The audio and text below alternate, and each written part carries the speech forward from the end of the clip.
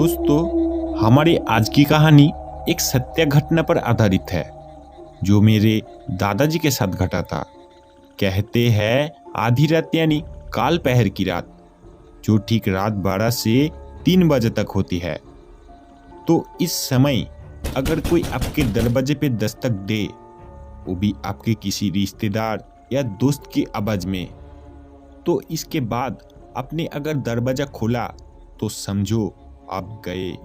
ये सिर्फ अमावस की रात में ही होता है। निशी डाक का मतलब ये होता है आधी रात में किसी को बुलाने वाली। ये एक ऐसी आत्माएं होती है जिनकी मौत अकाल मृत्यु से होती है, या फिर जिनकी अंतिम विधि नहीं होती, या यूं कहे अंतिम संस्कार ठीक तरह से नहीं होती है, जैसे कि पिंडदान, श्राद्ध, इस तरह की चीजें।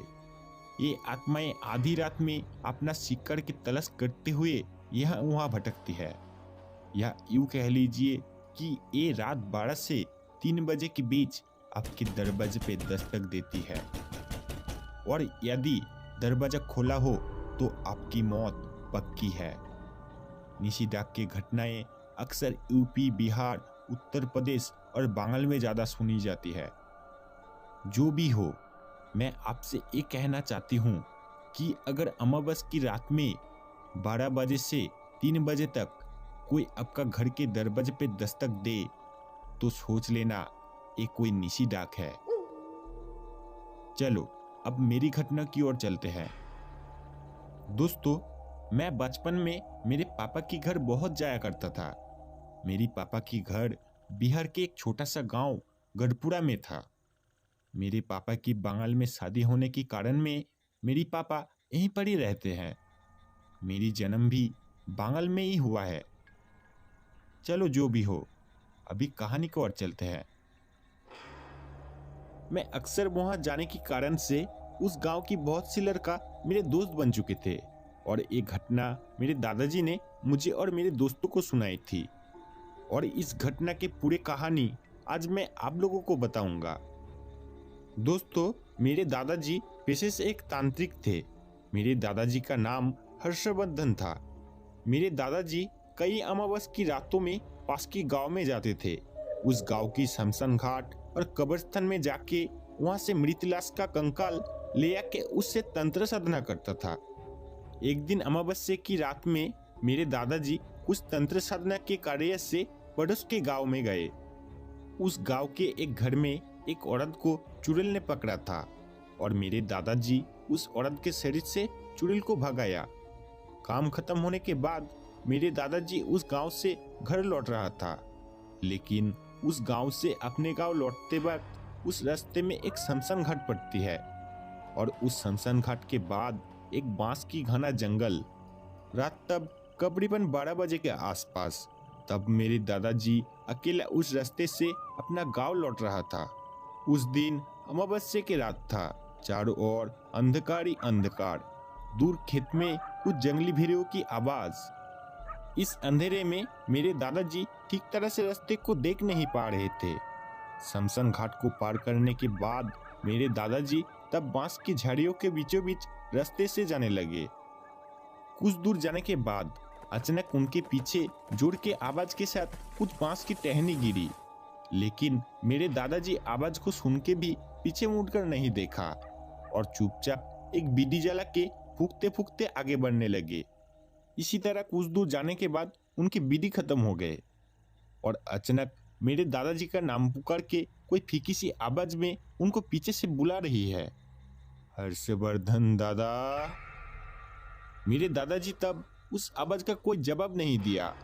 थोड़ी देर बाद वो आवाज फिर से मेरे दादाजी के कानों में आई, ओ हर्षवर्धन दादा, सिर्फ एक बार यहाँ आके मेरे बात सुन ले, मुझे आपसे एक जरूरी बात करनी है। मेरे दादाजी को इस बार वो आवाज कुछ जानी पहचानी सी लगी, क्योंकि वो आवाज कुछ उसके पड़ोसी रमन की आवाज जैसी थी। मेरे दादाजी जानते थे कि आज रात काल अमावस की रात है। इस काल अमावस की रात काली शक्तियों का रात होता है। वो आत्माएं खून की प्यासा होता है। वो अपने भूख मिटाने के लिए शिकार के तलाश में यहाँ वहाँ भटकता है। वो आत्माएं किसी का भी आवाज नकल कर सकता है। वो आत्मा की चंगल में अगर कोई फंस गई तो उसका मौत उस दिन पक्का है। इसलिए मेरे दादाजी उस आवाज का कोई जवाब नहीं दी। इसी तरह मेरे दादाजी चलते चलते वहां से कुछ दूर चले जाने के बाद उन्हें और कोई आवाज नहीं सुनाई दी। अचानक उनका कोई पीछा करने लगा। पैरों की आवाज सुन के मेरे दादाजी अपने झोले से मंत्रपूत पानी को बाहर निकाला और बिना पीछे मुड़े उस मंत्रपूत पानी को पीछे छिड़कते छिड़कते अपने गांव लौटे।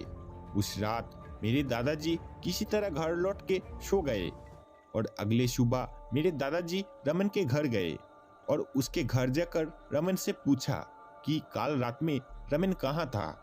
मेरे दादाजी के बात सुन के रमन ने कहा कि वो इतने रात में घर के बाहर नहीं निकलता। रमन ने ये भी कहा कि कल रात वो अपने घर में ही सो रहा था। ये सुनकर मेरे दादाजी जल्दी से घर आ गए और मेरे दादाजी पापा को बुला के उन्हें कल रात की पूरा घटना बताई। मेरे पापा दादाजी के बताया हुआ घटना सुन के पूरा हैरान हो गए। मेरे दादाजी अब समझ गए कि कल रात सचमुच उसके पीछे कोई आ रहा था। उस अमावस्या की रात मेरे दादाजी बड़े साहस के साथ खतरे से बच गए। लेकिन वो घटना अभी यहाँ खत्म नहीं हुआ। इस घटना के ठीक एक हफ्ते बाद असली घटना घटी। एक रात मेरे दादाजी अपने कमरे में अकेला सो रहे थे। रात तब 2 बजे के आसपास अचानक मेरे दादाजी का नींद टूट जाती है। बिस्तर से उठ के वो पानी पीने लगे। पानी पीते वक्त मेरे दादाजी ने सुना दरवाजे पे कोई दस्तक दे रहे। पापा, थोड़ी देर के लिए बाहर आएंगे, मुझे आपसे कुछ चाहिए। ये आवाज बिल्कुल मेरे पापा जैसे था। मेरे दादाजी समझ गई कि उन्हें उनका बेटा बुला रही है। मेरे दादाजी ने पापा को कोई जवाब नहीं दिया और वो पानी पीकर चुपचाप अपने बिस्तर पर चादर लिपट के सो गया। और उसके कुछ ही देर बाद फिर से मेरे पापा दरवाजे पे दस्तक दी। पापा, पापा, थोड़ी देर के लिए बाहर आइए ना, मुझे आपसे बहुत जरूरी बात करनी है। पापा, पापा, थोड़ा बाहर आइए ना। मेरे दादाजी उस आवाज को इग्नोर करके नींद में डूब गई। नींद में डूब जाने के बाद और कोई भी दरवाजे पे दस्तक नहीं दी। अगले दिन सुबह घर के बाहर चारों तरफ रोने की आवाज सुन के मेरे दादाजी जल्दी से बिस्तर से उठ के घर के बाहर आ गए। बाहर आने के बाद देखा कि वो रोने का शोर उसका पड़ोसी रमन के घर से आ रही है। वहां जाके दादाजी को पता चला कि रमन कल रात से गायब है। रमन का परिवार रमन के लिए बहुत रो रहे थे। उस दिन रमन का परिवार पुलिस स्टेशन जाके रमन का गायब होने की कंप्लेन रजिस्टर की। पुलिस और उसका परिवार रमन को बहुत सी जगहों में ढूंढा, लेकिन रमन का कोई पता नहीं चला। इसी तरह ढूंढते ढूंढते कुछ दिन बीत गई, लेकिन रमन का कोई नामो निशान नहीं मिला। एक दिन अचानक दोपहर में एक आदमी रमन की डेड बॉडी को देखा नदियों के किनारे पर। परंतु सबसे हैरान करने वाला बात यह है कि रमन का शरीर पर चोट के कोई निशान नहीं था और इसके साथ ही रमन का लाश नदियों के किनारे पर पड़ा था। लेकिन उसका मौत पानी से डूबने से भी नहीं हुआ। और 12 साल का रमन जो एक बच्चा था, उसका दुश्मन कौन हो सकता है जो इतने रात में उसे बुला के मौत के घाट उतर सकते हैं। पुलिस इन्वेस्टिगेशन करके भी खूनी का कोई हदीस निकल नहीं पाया।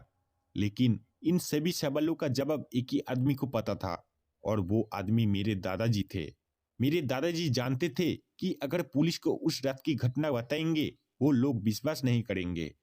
इस घटना के कुछ दिन बाद मेरे दादाजी पापा से कहा, बेटा, ये सारी मुसीबत का एक ही शख्स है, वो है निशिडाक। निशिडाक एक भयानक आत्मा है जो अपना भूख को मिटाने के लिए आधी रात में किसी का भी आवाज लेके उनके घर में दस्तक देके उनको बुलाती है। अगर भूल से भी कोई उनका बातों से भूल के बाहर निकलता है, उस दिन उसका मौत पक्की है। ये घटना मेरे साथ उस रात को हुआ था। बेटा, तुम जानते हो वो किसकी आवाज नकल करके बुला रही थी? वो आवाज तुम्हारी थी। उस दिन मैं उस आवाज का कोई जवाब नहीं दी, इसलिए वो आत्माएं मेरी आवाज नकल करके रमन को बुलाई थी। मेरे दादाजी के बात सुनकर मेरे पापा पूरी तरह से आश्चर्य हो गए। दोस्तों, ये थी मेरे दादाजी के साथ घटा घटनाएं। दोस्तों, अगर अमावस की रात में 12 से 3 बजे के आसपास अगर आपको कोई आवाज देती है तो समझ लेना वो निशी डाक है। अगर भूल से भी आप उस आवाज को सुनकर बाहर आए तो समझ लेना उस दिन आपका मौत पक्का है। दोस्तों, अगर आपको वो आवाज अधिक बार बुलाती है तब आप उस आवाज का जवाब दीजिए, क्योंकि निशी डाक 2 बार के सिवा किसी को भी नहीं बुलाती है। तो दोस्तों, ये थी हमारी आज की सच्ची कहानी। ये कहानी आपको कैसे लगा लाइक कमेंट करके जरूर बताना, और यदि आप हमारे चैनल में नए जुड़े हैं तो स्कैरी जनरेशन को सब्सक्राइब जरूर करें। और एक बात दोस्तों, अगर आप चाहते हैं कि आपका लिखी हुई जीवन की सच्ची कहानी सुने पूरे दुनिया वाले, तो अभी हमारे ऑफिशियल फेसबुक पेज में ज्वाइन करें, लिंक डिस्क्रिप्शन से मिल जाएगा। तो मेरे प्यारे दोस्तों, लेट न करके अभी फॉलो करके कमेंट करें, हो सकता है अगली रूह कपा देने वाला कहानी आपकी हो। और एक बात दोस्तों, मुझे फेसबुक और इंस्टाग्राम में फॉलो करना ना भूले, क्योंकि हमारे नेक्स्ट कहानी का अपडेट सबसे पहले वहां पर ही मिलेगा। तो दोस्तों, आज का कहानी इतना ही, फिर मिलेंगे एक नई कहानी के साथ। तब तक के लिए गुड बाय।